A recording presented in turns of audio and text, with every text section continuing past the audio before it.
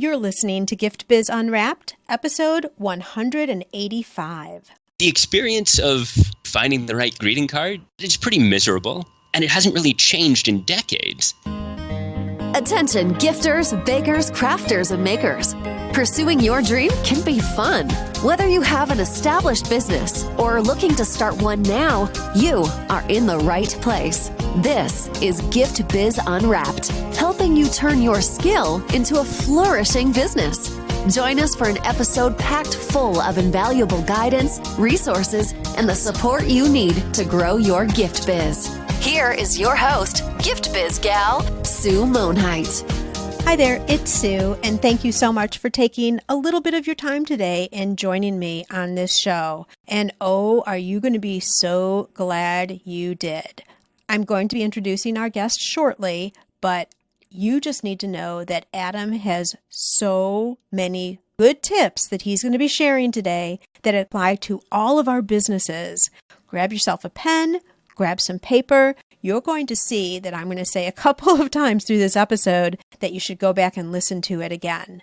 I know I will be. But before we get started, I want to make sure you know about my newly released free masterclass. It's called How to Turn Your Hobby into a Business. How do you know if this is for you? Well, if you're starting a business right now, you've gotten that dream, but you're just not sure what steps you should be taking, this masterclass is for you. If you're already in business, but something just isn't clicking, it's not bringing in the sales, or it's just not performing the way you think it should, this masterclass is also for you. To check it out, just go over to giftbizunwrapped.com/masterclass. I look forward to seeing you over there, and for now, let's get into the show.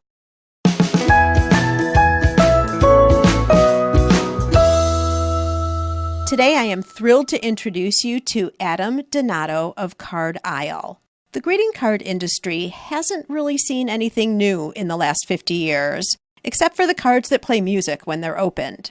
Card Isle is a company founded by 3 engineers that changes that. They've captured all the magic that comes from a tangible greeting card, even in the digital age, and simply made it easier to find that perfect card. Whether you run an e-commerce shop, take most of your orders over the phone, or have a brick and mortar store, Card Isle sets you up with more selection than a Hallmark store. It also eliminates the headache of guessing what card designs will sell. Adam, I am so excited to get into this story. Welcome to the Gift Biz Unwrapped podcast. Yeah, thank you. I'm psyched to be here as well. So I met you at a convention a little bit ago, maybe a few weeks or so ago, but I really don't know the story behind Card Isle. So we're going to get into all of that. But before that, I want to get to know you a little better too. We do this in a creative way. I told you that in the pre-chat. But if you were to describe yourself through a motivational candle, what color would your candle be and what would be the quote on the candle? I was actually laughing with my wife about this last night, trying to figure out, this was just a very different question that I'm used to answering. And what ended up coming to, as far as a quote goes, the quote that has been sticking with me recently, something that's really made me think, is the guy who says it can't be done shouldn't get in the way of the guy doing it. Oh, I love that. It captures so much of why so many of us are entrepreneurs, that it's not that desire to escape or to make a ton of money or anything else. It's that I like creating. I like doing things that other people haven't done before. And so often you run into, in some kind of structured organization, people saying, no, this is how we've always done it. This is the only way we can do it. That's so limiting. Yeah. And then as far as the color goes, this stumped me a little bit more. My wife and I enjoy getting outside a bunch. We do a lot of rock climbing, mountain biking, backpacking, stuff like that in the mountains out in Virginia. And towards sunset, if you look out and you can see the mountains on the horizon, they get this two-dimensional kind of look. And you get this bluish green color that sort of the mountains take on. That color, I think, would be really neat if you had one of those thicker candles where the wick burns down in the center and you see the light shining through the candle, through that bluish green, kind of coming outwards. I think would be a really amazing glow. Oh, I love it. I can actually see that. So I have to ask you, did your wife agree with your quote and your color? She thought they were good, yeah. She and I laughed. We came up with a lot of funny quotes, but I think that this was one that we all settled on. You got to have one that we can use on the show. Yeah. So that's fun. I hope it led to some interesting conversation. That's fun. All right, let's get into Cardile. You talk about with your quote, the fact that if it's not done the same and people, it's not something that's been done before, people really challenge you and question it. And Cardile is definitely different. So you're saying that it's founded by 3 engineers. So that's kind of curious. That gets me questioning. But talk about the story behind the creation of Cardile. Yeah, so I was doing a PhD in mechanical engineering and had gotten to the point where I was all done with coursework and was just doing research at this point. Actually just come off the Discovery Channel, was doing this reality TV show about engineers and flown out to LA and done some neat stuff with that. And came back, and Buddy mentioned this idea of this new class that was being funded by the National Science Foundation. And they had run into this problem in academia where they've been dumping tons and tons of money into research, and the research isn't getting commercialized. So they've been trying to figure out, how do we teach academics how to take these great ideas that do amazing things in a lab and convert it into a commercial technology, something that can benefit people kind of in a big and a large way. And so they created this class, and because it was through the engineering department, it had this brilliant and creative name. It was called the Startup Class. So you knew exactly what you were getting. And they had 4 faculty members for 30 students. So it was like brand new class. They were trying all sorts of new things. And day 1 of the class, we showed up, and everybody had to have an idea. Had to have some kind of business concept that we were going to run with. And because much of my research was with supercomputers, I pitched basically a better version of Google, which I still stand by, has some strong merits, but that was what I pitched. One of the other guys, David, who ended up being one of the other founders, does a lot of sailing, and he pitched a technique for taking salt water and converting it into fresh water. A good, solid engineering solution. And Stefan, the third co-founder, stood up and said, well, we all buy greeting cards, we all receive greeting cards, but the experience of getting that greeting card and finding the right greeting card, said it's pretty miserable, and it hasn't really changed in decades. Said this is an opportunity. There is something here. There has to be a better way of doing this. And halfway through the class, there was this intermission. It was one of these 3-hour-long classes. And at the intermission, we had only heard half of the pitches, and David and I made a beeline right over to Stefan. So we like your idea way better than our idea. And the very next day, we got together and started rolling with us. So one of the big focuses of the class, and this, as an engineer, as someone who likes building things, this was hard. Big focus was go out and talk to customers. Go out and find what problems customers are facing. Find what actually needs to be solved. Because so often it's easy to come up with a solution in a vacuum that it turns out you're the only one that has that problem. So we went out and we interviewed, it was somewhere in the ballpark of about 700 strangers. We got thrown out of a mall twice for solicitation. We had, it was an experience. So Adam, for clarification, your customer at that juncture was the end user, so the recipient of a card, not someone who would supply the cards. Exactly. Okay. We were heavily focused at that point on the end user. And yeah, as you have alluded to, we ended up shifting towards, longer term, towards the retailer. But at that point, we were looking at the end user, the person buying the card. And what we ended up finding, we saw a consistent message. And I think there was this one grandmother who embodied the message better than anybody else. And we ran into her, and it was in one of those big box stores. And she had the list of 5 or 10 grandkids that were having birthdays that month. And she was picking out the perfect card for each kid. And she told us stories about every kid. And it was clear she knew these grandkids much better than someone who only sees their grandkids at the big holidays. So she was looking for the perfect card for every kid. And just warm and rosy and really friendly woman. And when we asked her what she thought about the process of buying those greeting cards, of actually finding the perfect card, not what happens once you have the perfect card, but getting there, she went off on this litany of obscenities that would make your hair curl. Oh, that's funny. She'd been to 4 stores that morning. And she was at that moment struggling to find a card for a middle school aged boy that wasn't obscene and wasn't childish. And she was frustrated. And we saw this theme time and again, that people love getting the perfect card, but it is often so hard to get that perfect card. So at that point, we had collected this data. We had seen there is a problem. There is a large market for this. So the first idea that we had was we said, all right, what if we kind of meld some technology into getting the perfect card? And so we reached out to a bunch of local artists and got some phenomenal designs from these artists. And we got some money from the National Science Foundation through the class to buy some printers. We got one of those tents that people set up at soccer games and whatnot that you can, or tailgating, that you can kind of hang out under. And we set up in front of the engineering building just a little before Mother's Day.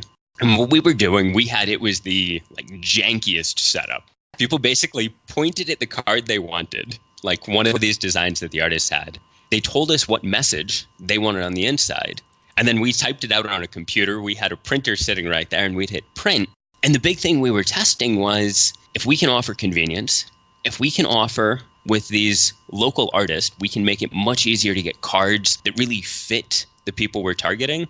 And we were at Virginia Tech. So talk about a university that is very proud of being Virginia Tech. So being able to get the local artists, the locally themed cards, making it easy for people to find the card, making it easy for people to access this. We were right there. It was convenient. And then the personalization that still gets you a professional quality card at the end. And so we had to shut down early because we had so many orders, we couldn't print the orders fast enough. So we were writing down dorm numbers and had to shut down, and we were delivering cards to the students' dorms afterwards because there was such a line. Wow. I'm going to stop this story right here because it's so potent, Adam, and I don't want to lose it. Because there's so much here. I want all of our listeners to capture all of this. I've gotten 4 points in your evolution of this business, and we're not even to really what Card Isle is yet, totally. Have you ever heard the term blue ocean versus red ocean? I have. Okay. Yeah. So you totally have a blue ocean business for sure. Do you want us to describe blue ocean for the listeners, or should I do it real quick? How about you do it? Okay. So blue ocean, you guys, is, there's a red ocean or there's a blue ocean. A red ocean means it's shark infested, if you will. There's so much competition out there because there are so many people doing something similar to what you're doing. So it could be in the way you're describing your product. You make cupcakes, for example. There's not a lot of difference. There's a lot of other cupcakes out there. What could you do to make yourself different so you're not in those shark-infested waters? Another way you can do it, which is what Adam's done, and it was Stefan,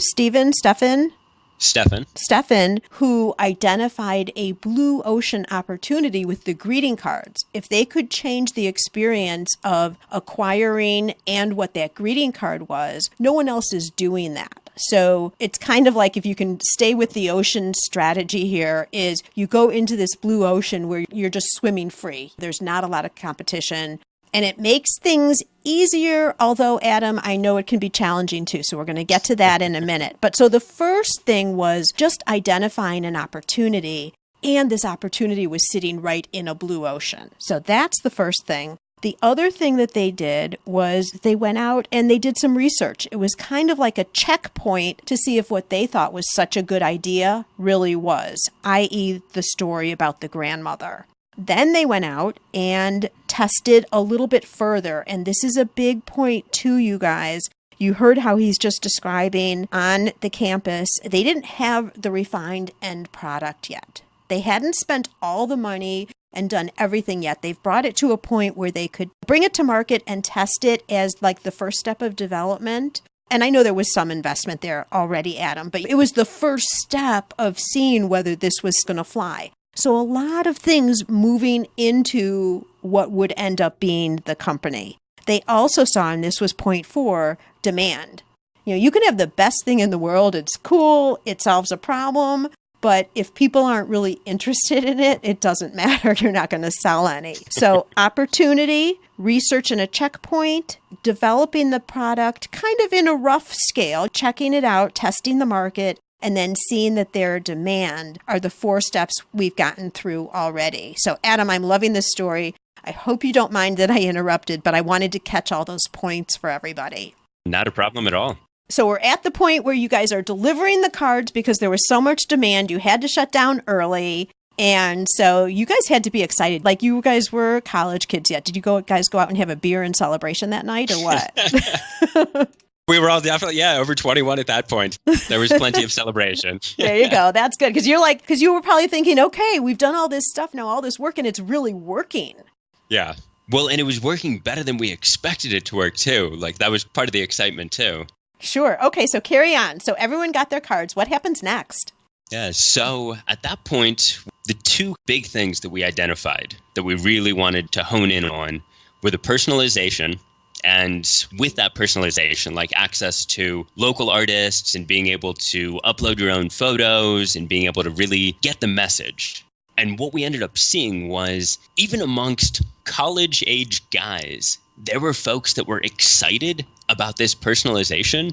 We even saw guys bragging to strangers about the card they had just designed because it was so perfect. And it was something like we stepped back and we were thinking, imagine if you were in a Hallmark store and some millennial age guy starts bragging to you about the card that he just picked out. That'd be creepy. Like that would be so outside the normal. And we were seeing that. I would not have expected that either. So that personalization, like that ability to make it easy for people to get to the right card. And then the other thing we saw was being able to meet people where they are already, being able to provide some sense of convenience. So for this, what we ended up, and as engineers, we said we can build anything. We ended up building this, basically, the idea was around like a red box for greeting cards or an ATM for greeting cards. So something that would be completely automated, that we can set up anywhere. And the very first one of these that we built, it's still operating today. It's still printing cards. And it very much looks like 3 engineers built it. There is no design aesthetic at all. Like there's a screen at the height that you stand at and a card comes out the bottom. And honestly, refilling this thing with ink or cardstock or anything is a burden that involves disassembling most of the kiosk. Oh my gosh. We basically went up and down Main Street in Blacksburg, Virginia, where we're based, and talked to a number of different retailers trying to find a home. And eventually found a home with this. It's an organic grocery store. And great location, great spot. That kiosk does well today. And then from there, we ended up, the next thing we said, okay, there's one of these, or like this, it's an organic grocery store, but it's a very unique organic grocery store. And we said, like, there's no way this is going to scale. We need to find something else. Going back to the university, ended up convincing them to put 2 kiosks on the campus. And it was something that they basically said yes. So we went home and scrambled and built 2 more kiosks. Did they look the same? Were they the big red boxy type things again? No. So the first one was that first one in the organic grocery store is this like funny shade of white and blue. And it's got enough paint on it that the whole thing looks like it's made out of plastic because our woodworking skills were a little mediocre. The next one looks kind of like something that would fit in a Cracker Barrel. It's very like stained wood. It again has way more pieces than necessary. And then the third one, we worked with some design students at Tech and got connected with a local cabinet maker. And that one actually looks fairly professional. It's got much more of a presence. It has clean lines. And that's the design that we ended up basically tweaking from then on. Got it.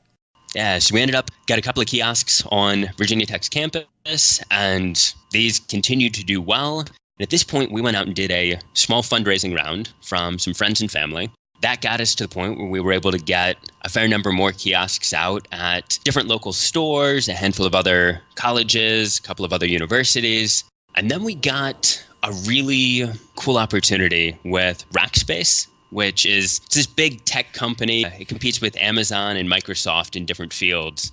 And with Rackspace, they have this huge headquarters down in San Antonio and something like 10,000 employees. One of the big challenges we were facing with universities is that for a third of the year, they're empty. So a corporate campus provides a lot of the same feel of a college campus. It's just not empty. It's also full of people that have much more disposable income than college students. So we set up with Rackspace. That went really well. started scaling that into a number of other corporate campuses. We're with like Intel. We've got a kiosk recently with Cisco. From there, we started scaling into military bases, so primarily Army and Air Force bases. And after doing this for about a year or two, we ended up getting connected with some convention. There was a fellow that came up and said, I've got this e-commerce website. I'm selling gifts. And he said, I would love to be able to offer a greeting card. He said, I would love to be able to do something, because at this point, we've got 9,000 designs and all sorts of cool personalization and everything else. And it's a really nice card when you print it out. And he said, I want to be able to offer that, but I want to be able to offer that through my website.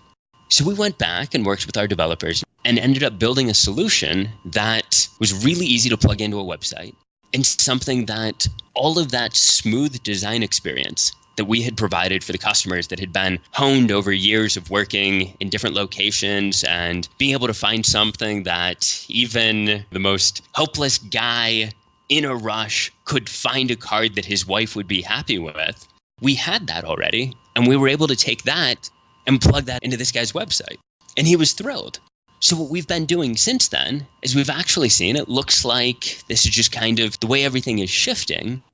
There is such a huge market right now. You talk blue ocean, no sharks, where there is this huge opportunity to be able to partner with all of these different retailers who are in some kind of gifting business. And one of the things that really helps a gift stand apart, that really makes that gift unique and personalized and lets the recipient know just like exactly how you're feeling, is that personalized greeting card. And we make it easy for any retailer of any size to offer greeting cards. Wow. So do you still do the kiosks then also and the online, or has everything now transitioned to online, your e-commerce platform? There are still kiosks out there. There are still kiosks doing business, but the vast majority of our resources right now are going towards either folks with like a website placing orders, or in about a week or two, we're going to be launching this system that makes it easy if folks place an order over the phone for them to be able to design a personalized card, or even brick and mortar shops. But it's something that's very much moving away from that focus around automated kiosks. Got it. So the automated kiosks are kind of in maintenance mode because you've got them out there, but you're seeing the opportunity is leaning the other way.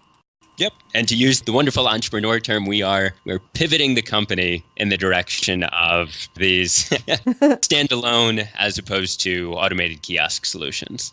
Well, and much more scalable for you and also maintenance free. Exactly. All this talk is bringing to mind our sponsor. Let's hear from them right now. This podcast is made possible thanks to the support of the Ribbon Print Company. Create custom ribbons right in your store or craft studio in seconds. Visit theribbonprintcompany.com for more information. Share with everybody so they truly understand, if they were to be producing one of the cards, what's the process that you go through to make a card? Do you do this as if you're the person who has card aisle in your store, or do you do this as a customer who's online? I'm not sure which. You take it whichever way it's supposed to go. I'm not sure. So I'm going to take it from the perspective of the retailer, just because that way you can see both sides. Okay. And so your customers come to your online shop just the way they would make any purchase. And we can set it up for your customers that they have two avenues to buy a greeting card. One option is just like any other upsell. So if a customer has the option of, maybe they want to change the shipping, maybe they want faster shipping, or maybe they want to add a bottle of wine to a gift basket, or a teddy bear to a floral arrangement, or anything else like that, they've got the option of adding a personalized greeting card. And so here, there's just going to be a nice button on your page that says add a personalized greeting card. When a customer clicks that button, pop-up appears. In that pop-up, they can search for a card, much the same way you would use Google to search for images or anything else. And they can search by occasion, they can search by recipient, they can search, if you're looking for a card with rainbows and unicorns, you can search for a card with rainbows and unicorns. And we have a fair number of those. I bet you do. Yeah. They also have the option, if they want to upload their own photograph or their own image, they can do that as well. Oh, wow. And one other thing that just as a brief aside, they can do all this from their phone as well. So this is something, it looks good on a computer, it looks just as good on a cell phone. So important, Adam, as you know, because everyone's mobile now. And that's also where most people have their photographs. So if they want to upload a photo, there's a really good chance that photo is on their phone already. Right. So they pick the cover. On the inside, all of our artists will offer 3 suggestions, because we found there's nothing more terrifying than a blank card where you have to come up with your own story. So the artist will offer 3 suggestions, and then the customer can personalize it. They can pick one of the suggestions, they can edit it. And what we see is most customers will pick one of the suggestions and then tweak it to personalize it. So they might add like an inside joke, they might put "To Bob, love Sam," and they've got the card. Then they click add to order and they're done. So it's basically they pick the cover, they personalize the inside, and they hit add to order. From the customer standpoint, that's it. They're done. The one other avenue, as I mentioned, like they can do it as an upsell. They could also do it if they just wanted to buy a greeting card, and they do that exact same process. So they pick a card, they personalize it, they add it to the order. Once the card's been added to the order, you get as the retailer, you would get the purchase order. You can see specifically, these are all the things that this customer ordered. Here's the shipping address. Here's all of the information that you need to fulfill that order. And in that information, we'll provide you this unique 5-digit code. You take that 5-digit code, you enter it into the printer that we've sent you. And the printer that we sent you is like the easiest printer in the world to set up. You don't even need to connect it to a computer. It's simply a printer that sits on a shelf anywhere you want. You connect it to the internet and you're done. You enter this 5-digit code into the printer. That 5-digit code uniquely identifies that card. Card prints out for you. You've got that card on the nice high-quality card stock that we provided you with. You've got these nice envelopes that we provided you with. You put the whole thing together, and however you're going to fulfill that order, whether it's in a box or hand delivery, you now have the card to go with it. Wow. That's incredible, Adam. So let me ask you this. So I can't buy a card directly from Card Isle. I would buy a card from someone who has the process within their shop, right? That's what we encourage. We do offer if anybody wanted to buy a card directly from us, they could do that. But we would much prefer to pass that business out to all of our retail partners. And the big goal is pretty much, like as you mentioned in the introduction, we want to give the partners that selection of basically more selection than a Hallmark store, but without having all of that inventory and needing to worry about, is this card going to sell or is that card going to sell? Because the cards, they're not printed until somebody buys the card.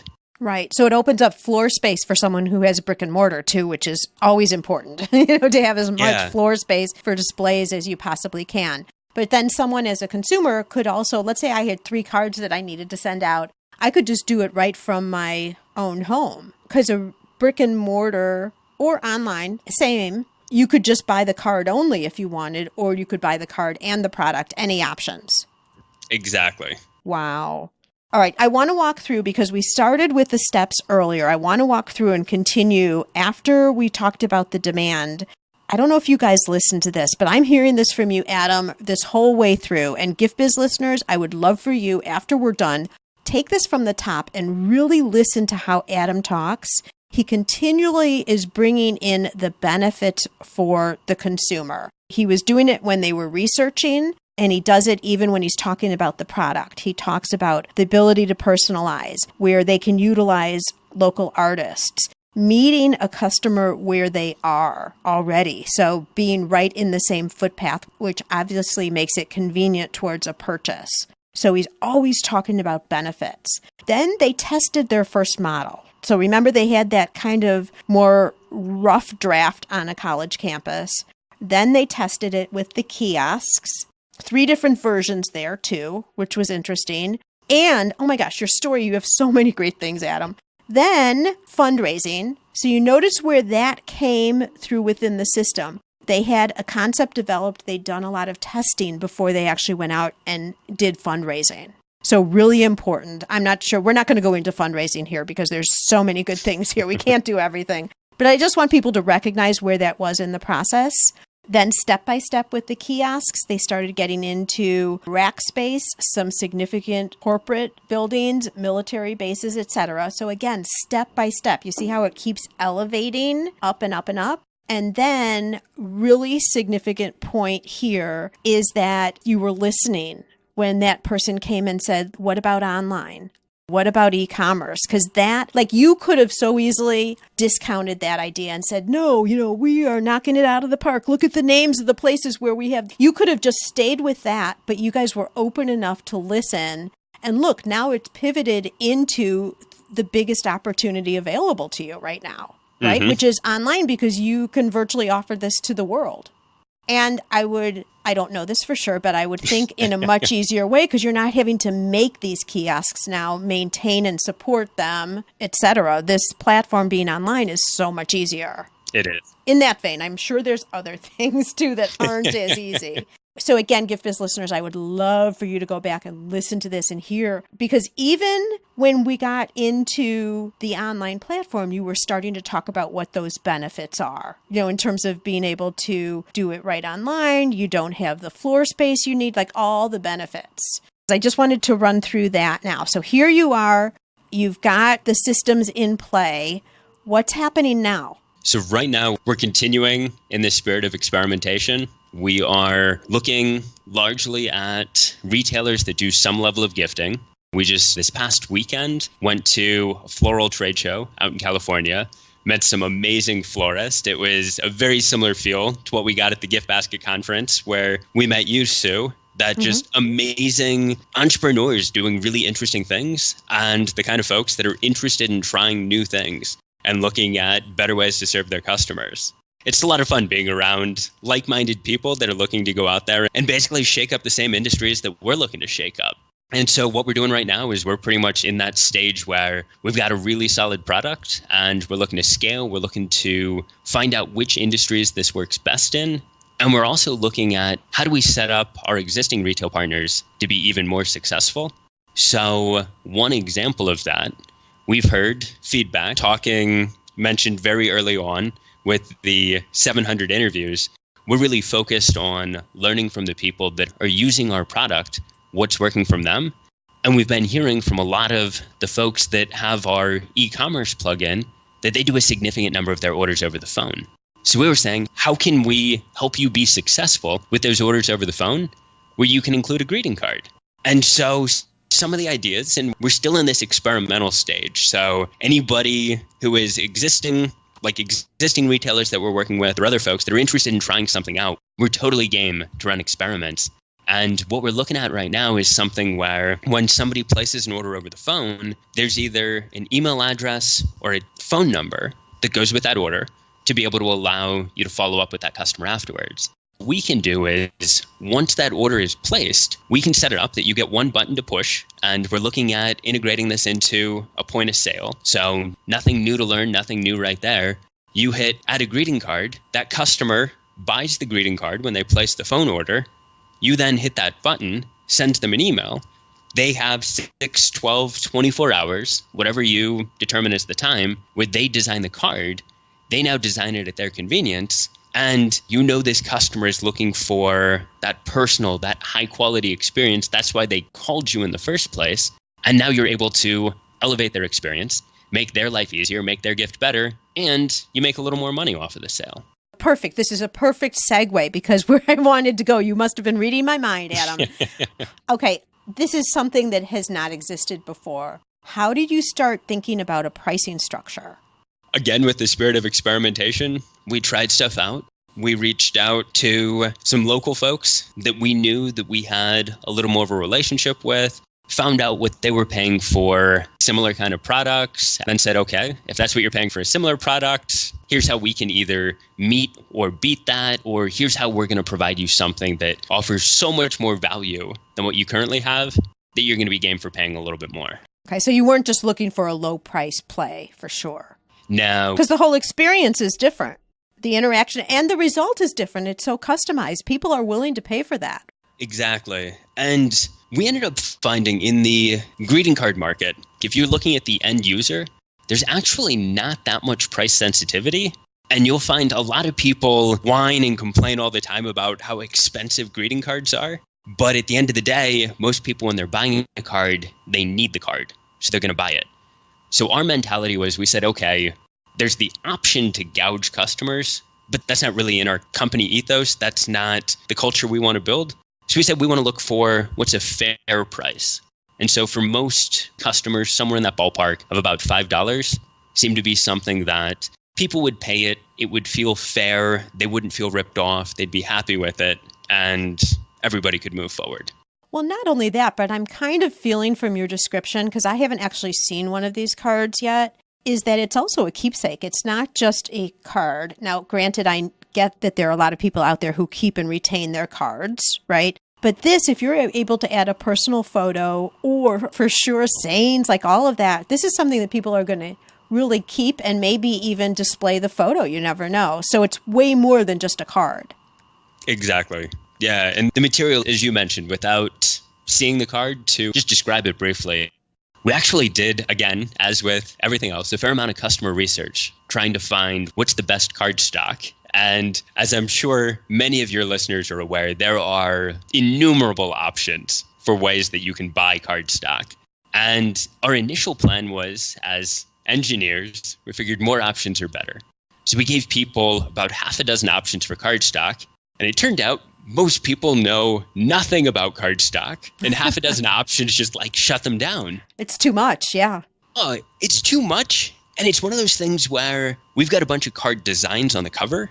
The average consumer is really good at picking, I like this design, and we're really good at processing a bunch of visual information quickly. So we haven't seen that slow anybody down. But choosing, instead of 9,000 cards, that was easy. Nobody had any problem, and we provide really easy search tools so you're not looking at 9,000 cards at once. But picking that card stock, that shut people down. So what we ended up going with was we found 90% of our customers liked this one particular card stock after they had a chance to feel all of them. So they got to interact, they got to play. The card stock feels almost like what you would expect from a small boutique store, where it's got on the cover a little bit of texture. It's almost like a canvas type texture. And then on the inside is a nice smooth matte finish. And what we found is that photographs or vector graphics or any other image looks really good on the cover. And it's something where even when folks are uploading photographs, because every now and then you find someone that only has that low resolution photo of grandma, but that's the photo that they love of grandma, it smooths out that pixelation a little bit. So every image looks really good on the cover of this, and it feels good when you hold it. Well, that worked out really well, too, because then someone who has this printer doesn't have to have multiple different cards, because then just in terms of the consumable, it would be more expensive. Exactly. And it's another element in processing. What if they don't put it on the right card stock? All of that. So it ended up your research really went in your favor, too. It did on this one, yeah. And I love the fact that you're talking about with pricing, you weren't looking at being the lowest price. You weren't just going to compete on price, but you also recognize that what you're providing with the customization has greater value. So it sounds like your price point is absolutely perfect. But I want to there's so many places we can go with this story and such limited amount of time. So I want to talk a little bit about some of the rough patches, because it's not all beautiful story as you progress through all these steps. There had to be some challenges. Can you share with us one of those stories? Yeah. So one of the things that you need when you get an automated kiosk, you need some way of accepting payment. And so we had these credit card readers initially. And the credit card readers are designed for vending machines, like a Coke machine or a snack machine. And if you've ever seen inside a Coke or snack machine, this is not high-tech, fancy, anything else. This is like Stone Age kind of technology. But it works and it's really robust. But what we had was we had a computer, we had printers, we had a lot of much more modern technology inside our kiosk. Well, you also probably had to accept credit cards. You're not going to put in $5 worth of coins. Oh, yeah. Yeah, without a doubt. It was only credit cards that we were accepting. So we had that card swipe on there. And so we had taken these card swipes from vending machines. We had worked with the manufacturer, and he assured us that this would work just through a standard USB connection. And so we had these credit card readers plugged in, and it was, again, I that this was not a smooth customer experience. There was a little screen on the credit card reader, and at some point in the process, we had a big arrow that told customers, look down at that screen, because we couldn't actually do any interaction because it was just this very simple credit card reader. And the first one we got, it worked great. That first credit card reader we put on the first kiosk, no problems. The next one we got, for whatever reason, worked 70% of the time. Oh, we had set it up on this kiosk at Virginia Tech's campus and had that credit card reader set up there.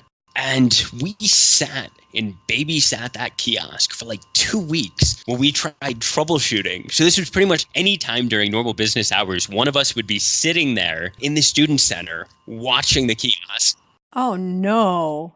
And we were doing like all sorts of things, working with the vendor. The vendor shipped us a replacement. Turned out the replacement also had this same bug, and finally sorted it out. But it was a lot of hours of hanging out in a student center, watching people. And oh my gosh. What year was that, Adam? I believe that was 2014. So I'm trying to place it about the time when some of the mobile card readers came out. So it was probably right at that time or just before. It was just before. So there really wasn't a lot of that technology available yet. Exactly. Yep. All right. So you guys are sitting there. So talk about customer service, right? You're sitting there. Although you got a chance to talk with the people who were interested. So that's kind of good because you could do a lot of research then also, if you want to look on the bright side of that problem. Yeah. If you try really hard to find the bright side. Yes. Yeah, try really hard. So how did this all get resolved?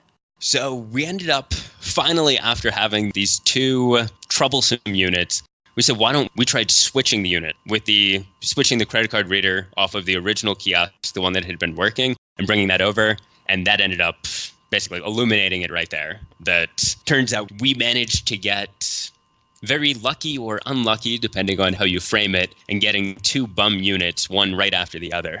And yeah, after that, it turned out because of the way that we were using the credit card readers, it was a little off-label. So when we were working with the vendor, the credit card readers that didn't work for us still worked fine for the vending machines. And so he would go through and he would actually test every credit card reader before he sent it to us to see, is this one of the ones that will work with the USB connection, or is this one of the ones that only works in a vending machine? Gotcha. Well, boy, that talks about the quality of your vendor too, though. It does. And important for all of us, that's just a good little side note, is having vendors who will go the extra mile for you. You only need those card readers not to work a few times, especially when you're getting into some of the larger named companies where they're going to say, just get this out of here. We're not interested. Exactly. And so now today, I'm assuming that the card readers are running nice and smooth. We're actually not using those card readers anymore. Yeah, we built our own system from scratch now. Yeah. There's that. Okay, so are you, David, and Stefan all still partners in the company? We are still partners in the company. Yep. So share a little bit of insight in terms of how that works, because I know several for sure, but I'm sure there's way more than that of our listeners are in partnerships. And sometimes that can be challenging. And I think of a partnership as maybe two people. You guys are three. So what advice do you have for people who are in partnerships? Yeah. So one of the early things that we ended up finding was having the partnership, because all three of us are folks that going through school and whatnot, we were not people that liked working on teams, and getting that right partner makes a world of difference. And so having someone that you can count on, someone that you can trust, someone that you can really go to bat for and know they're going to do the same for you, that's huge. And then along those lines, by having somebody else, inevitably, you're going to come on rough times. You're going to come on times when you're hanging out for 2 weeks watching kiosk, or when revenue's not where you want it, or anything else. And having somebody else who's in the trenches with you, having somebody else who is there and feeling the burn just the same way you are, I feel like for us, that is a significant reason why we're here, because this is, as all of us are aware, like, this is not a journey for the faint of heart. By any stretch. Yeah. One other thing that was kind of counterintuitive to us initially, but we started out with no hierarchy. We were all three equal partners in this, and all decisions were made kind of by unanimous vote. And this worked well initially when we were kind of small, kind of moving slow. But as we started to scale, this got to be unwieldy, but it was something that internally, none of us were the ones that were going to make waves. We didn't want to be the ones to change it. And when we went out and did, like after that friends and family round of investment, we went out and did a much larger round of investment from a handful of angel investors and some institutional investors. And one of the things that they shared, and they said, this isn't a mandate, but something that would be really good if it happened, is you need to come up with a CEO. You need someone that's going to be taking the reins, somebody who is going to make the tough decisions, and someone who at the end of the day is the one that really owns any of those tough decisions and the responsibility. That was rough. That was something that changed the structure a lot.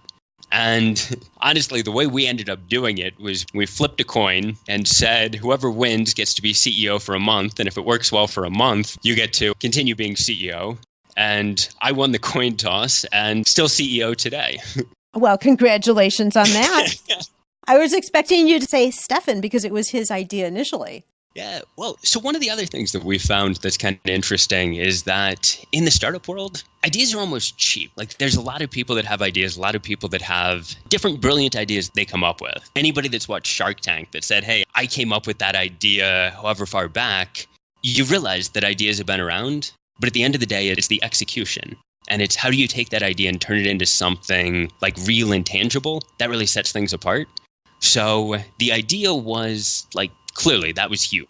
That made a world of a difference, but that's step one of many, many, many steps. And so have you also then divided responsibilities so everyone is heading a certain function within the whole? We have, and it's something, one of the things that I really like about working with David and Stefan is that we have a rough breakdown, but there are different times when something big comes in where we're able to really shift and kind of overlap a lot. So there isn't like one task that only one person can do. Mm-hmm. And if there's something that happens or comes up that someone has a real skill in being able to handle, then you just send it over there. Exactly. Yeah, wonderful.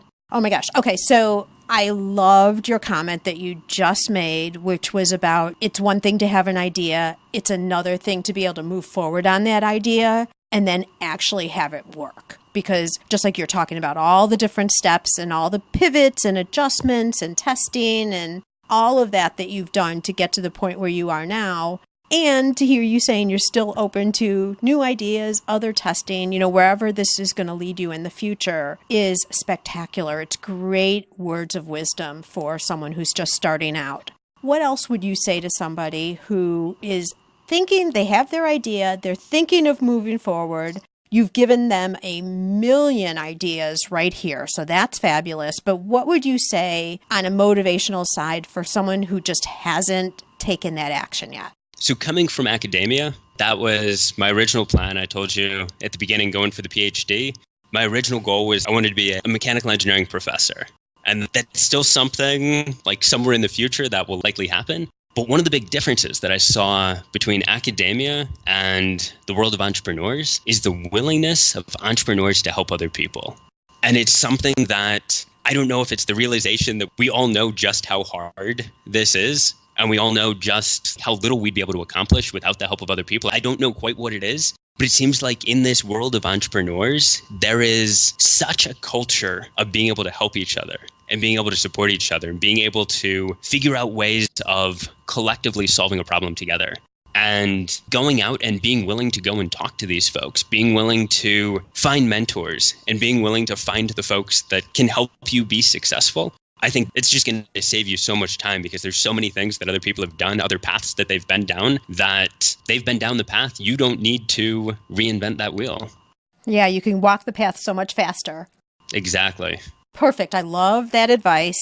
And now, because you've shared so much with us, we would like to share with you. I'd like to present you on behalf of myself and all the listeners a virtual gift. It's a magical box containing unlimited possibilities for your future. So this is your dream or your goal of almost unreachable heights that you would wish to obtain.